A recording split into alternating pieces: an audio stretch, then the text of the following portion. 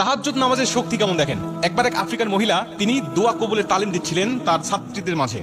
হঠাৎ করে তিনি কেঁদে উঠলেন, হু হু করে কেঁদে উঠলেন। ছাত্রীরা তাকে জিজ্ঞাসা করলেন, আপনি কাঁদছেন কেন? তিনি বলছেন, আমার জীবনের বাস্তব একটা ঘটনা তোমাদেরকে শোনাই। আমার একজন মেয়ে আছে, যে মেয়েটা দেখতে খুব বেশি একটা ভালো নয়, কালো, তার গায়ের চামড়া কালো এবং দেখতে খুব স্মার্ট নয়, তিনি খুব স্বাস্থ্যবান। কিন্তু আমার মেয়ে মাঝে মাঝে বলে উঠতো, এমন চেহারার মেয়েরা আমাদের আফ্রিকায় তাদের মর্যাদা থাকলেও আরব বিশ্বে আরব যুবকদের মাঝে এই সমস্ত মেয়েদের কোনো দাম নাই, বা তারা কোনোভাবেই তাদেরকে পছন্দ করে না। তারা পছন্দ করে সাদা চামড়ার মেয়েরা এবং খুব চিকন হালকা পাতলা যারা, তাদের খুব পছন্দ করে। কিন্তু আমার মেয়ে মাঝে মাঝে বলে উঠতো যে আমি আফ্রিকান কোন যুবককে বিয়ে করব না, আমাকে বিয়ে করবে আরব দেশ থেকে খুব সুদর্শন যুবক এসে আমাকে বিয়ে করে আফ্রিকা থেকে নিয়ে যাবে। আমরা তার কথা শুনে প্রথমে হাসতাম আর তাকে বলতাম যে এটা শুধু তোমার স্বপ্নই থেকে যাবে, এটা কখনো বাস্তবায়ন হবে না। কিন্তু আমার মেয়ে মাঝে মাঝেই আমাদেরকে খুব দৃঢ় বিশ্বাসের সাথে বলতো যে হ্যাঁ, অবশ্যই আমার আল্লাহর কাছে আমি এই দোয়াটা করেছি, আল্লাহ অবশ্যই আমার দোয়া কবুল করবে। হঠাৎ করে কিছুদিন পরে দেখি আরব বিশ্ব থেকে একটা প্রস্তাব আসলো, যে প্রস্তাবটা আমার মেয়ে শোনার সঙ্গে সঙ্গে প্রত্যাখ্যান করে দিল। তিনি রাজি হলো না, কারণ ওই পাত্র ছিল বয়স্ক এবং তার আগেও 3টা স্ত্রী ছিল। এজন্য আমার মেয়ে তাকে পছন্দ করলেন না, তাকে রিজেক্ট করে দিলেন, তাকে ফিরিয়ে দিলেন। আমরা এই প্রস্তাবটা ফিরিয়ে দেওয়ার পরে আমরা তার উপরে রাগান্বিত হলাম এবং তাকে আমরা মনে কষ্ট দিয়ে কথা বলা শুরু করলাম যে তুমি এত সুন্দর প্রস্তাব পাওয়ার পরে কেন ফেলে দিলে? নিজের চেহারা কি কখনো আয়না দিয়ে দেখেছো? বিভিন্ন কথা বলে তাকে মানসিক কষ্টের মধ্যে আমরা ফেলে দিলাম। কিন্তু আমার মেয়ে বললেন, আমার বিষয় নিয়ে তোমাকে চিন্তা ভাবনা করতে হবে না, আমার বিষয়টা আমি আমার আল্লাহর উপরে ছেড়ে দিয়েছি, আমার আল্লাহ অবশ্যই আমাকে এর থেকেও কোনো ভালো পাত্রের ব্যবস্থা করে দিবে।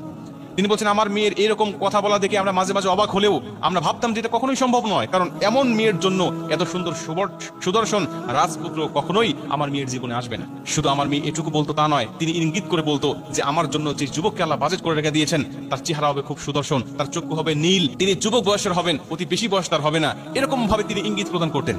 আমরা তখন অবাক হয়ে যেতাম, যেটা কখনো সম্ভব নয়, কারণ আরব বিশ্বের অধিকাংশ যুবকদের চক্ষু হয় খয়েরি, আর সে বলছে নীল চক্ষু বিশিষ্ট। তার মানে এরকম চক্ষুওয়ালা যুবক কেমনে আসবে তার জীবনে? এটা আমরা কখনোই হিসাব মিলাতে পারতাম না। তো হঠাৎ করে একদিন দেখলাম যে এরকম একটা যুবকের পক্ষ থেকে তার প্রস্তাবটা চলে আসলো এবং আমার মেয়েকে দেখে সে পছন্দ করে নিল এবং আমরা তাকে বিবাহ বন্ধনে আবদ্ধ করে দিলাম। তিনি বলছেন, বিবাহ হয়ে যাওয়ার পরে আল্লাহর পরে যদি কোনো মানুষকে সিজদা করা জায়েজ থাকতো, আমরা আমার মেয়েকে সিজদা করতাম, এই আল্লাহওয়ালা মেয়েকে সিজদা করতাম। কেন?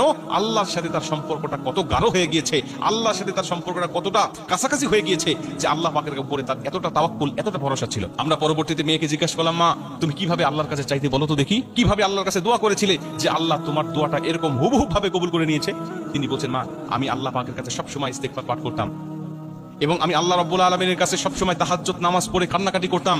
আমার আল্লাহ পাকের উপর আমার ভরসা ছিল, আল্লাহ পাক অবশ্যই আমার ইস্তেগফার কবুল করবেন এবং আমার তাহাজ্জুদ নামাজ কবুল করবেন। আমি আল্লাহর কাছে আমি আমার যেমন স্বামী পেয়েছি, আমি আল্লাহর কাছে আমি যেমন স্বামী চেয়েছি, আল্লাহ পাক আমাকে ঠিক তেমন স্বামী আমাকে দান করে দিয়েছে। প্রিয় ভাইরা আমার, ওই আফ্রিকান মহিলা তার ছাত্রীদেরকে বলছেন, দেখো এজন্য তোমরা যদি ইস্তেগফার এবং তাহাজ্জুদ নামাজ বেশি বেশি পড়তে পারো, তাহলে আল্লাহ পাক তোমাদের দোয়াগুলো কবুল করবে। তোমরা জীবনে কোনো মানুষকে টার্গেট করে দোয়া করবে না যে আল্লাহ ওকেই আমার দরকার। তুমি আল্লাহর কাছে কোয়ালিটি বর্ণনা করতে পারো যে আল্লাহ এমন এমন ব্যক্তি আমার দরকার, আল্লাহ এমন এমন ব্যক্তিকে আমি আমার জীবনে চাই। আল্লাহ পাক তখন তোমার ওই কোয়ালিটিটা বিবেচনা করে তোমার জীবনের সঙ্গে যদি ম্যাচিং হয়, আল্লাহ যদি তোমার জীবনের জন্য কল্যাণকর মনে করে, তাহলে আল্লাহ অবশ্যই তোমার দোয়াটা কবুল করবে। কারণ আল্লাহ জানে কি ভালো কে মন্দ, যেটা তুমি জানো না। এর জন্য আল্লাহর উপরে ছেড়ে দিবেন যে আমার জীবনে উত্তম কাউকে, এমন এমন পছন্দ আমার, আল্লাহ এমন কাউকে আমার জীবনের জন্য কবুল করেন, আল্লাহ অবশ্যই আপনার দোয়াটা কবুল করবে। আর এই দোয়াটা কবুল করানোর জন্য প্রথম নম্বর হাতিয়ার হলো ইস্তেগফার। ইস্তেগফার বেশি বেশি পাঠ